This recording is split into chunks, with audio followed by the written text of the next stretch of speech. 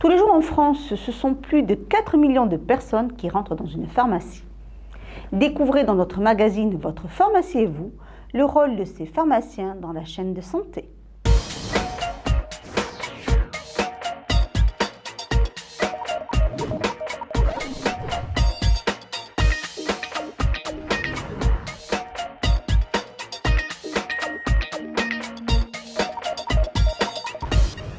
« 4 millions, c'est le nombre de personnes qui chaque jour franchissent les portes d'une officine en France. Accessible sur tout le territoire, le pharmacien est un maillon essentiel de la chaîne de santé et ses missions sont nombreuses. Le pharmacien a le rôle classique que vous connaissez tous, c'est-à-dire vous venez avec une ordonnance dans votre officine et le pharmacien va vous délivrer les médicaments, va vous expliciter la prescription du médecin. Pour le pharmacien, la délivrance d'un médicament à chaque patient qui rentre dans son officine relève du cas particulier. Spécialiste du médicament, le pharmacien, quand il prend l'ordonnance, analyse tout d'abord l'historique médicamenteux, le dossier pharmaceutique ou le dossier du patient. Il vérifie en échangeant avec lui la cohérence de l'ordonnance et la présence éventuelle soit d'interactions médicamenteuses avec un traitement habituel, soit de contre-indication avec son état de santé. C'est ça, c'est un acte intellectuel, c'est l'analyse pharmacologique de votre ordonnance quand vous sollicitez un conseil. Conseil et analyse sont donc les maîtres mots de cet acteur privilégié de la santé. Mais ce n'est pas tout.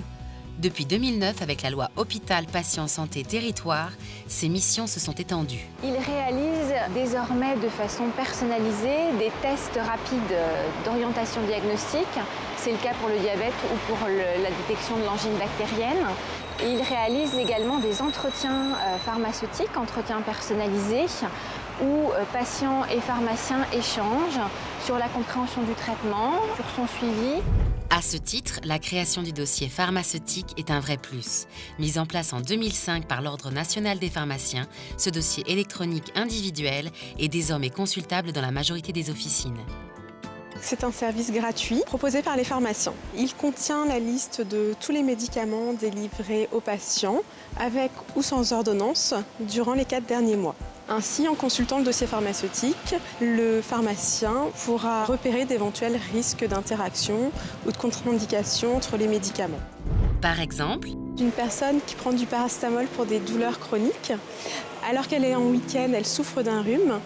Grâce au dossier pharmaceutique, le pharmacien pourra lui conseiller un médicament sans paracétamol pour éviter tout risque de surdosage. pour l'ouvrir, rien de plus simple. La majorité des officines sont équipées du logiciel. Mais soyez rassurés, sans vous, le pharmacien ne pourra rien faire. Le pharmacien ne pourra accéder à votre dossier qu'en votre présence, puisqu'il a besoin de votre carte vitale. Et le pharmacien doit, lui, s'identifier grâce à sa carte de professionnel de santé. Un outil totalement sécurisé et confidentiel qui vous appartient. On peut demander à tout moment la fermeture du dossier pharmaceutique dans n'importe quelle pharmacie. C'est bien parce que le médicament n'est pas un produit comme un autre que son utilisation doit être entourée de beaucoup de précautions. Et comme la vente de médicaments en ligne est désormais autorisée pour ceux sans ordonnance, il est impératif d'être très vigilant. Il faut absolument vérifier avant toute chose que le site est bien celui d'une pharmacie d'officine agréée en allant sur le site internet soit du ministère de la Santé, soit sur le site du Conseil de l'Ordre des pharmaciens qui donne la liste des pharmacies agréées. Pas question d'acheter ces médicaments sur des sites de petites annonces ou sur de grandes plateformes de vente en ligne. Le médicament n'est pas un produit comme les autres. Il peut être dangereux pour la santé s'il s'agit de médicaments contrefaits, falsifiés ou d'origine douteuse. Une réalité malheureusement assez courante puisque d'après l'Organisation mondiale de la santé, un médicament sur 2 serait faux sur Internet. Mais quels sont les risques ?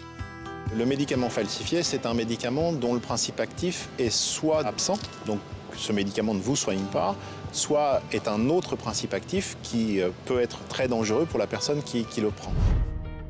C'est pourquoi s'adresser à une pharmacie en ligne, rattachée à une officine physique agréée, c'est un gage de confiance.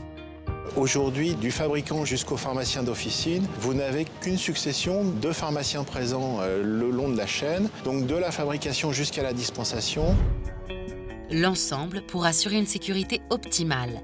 C'est pourquoi, une fois chez vous, le médicament doit également être entouré d'attention. Pour ça, rien de mieux que de respecter quelques règles de bon usage. Il faut faire régulièrement le tri, éliminer tout ce qui est périmé, ouvert depuis trop longtemps ou qui n'a plus lieu d'être conservé dans une armoire à pharmacie à la maison.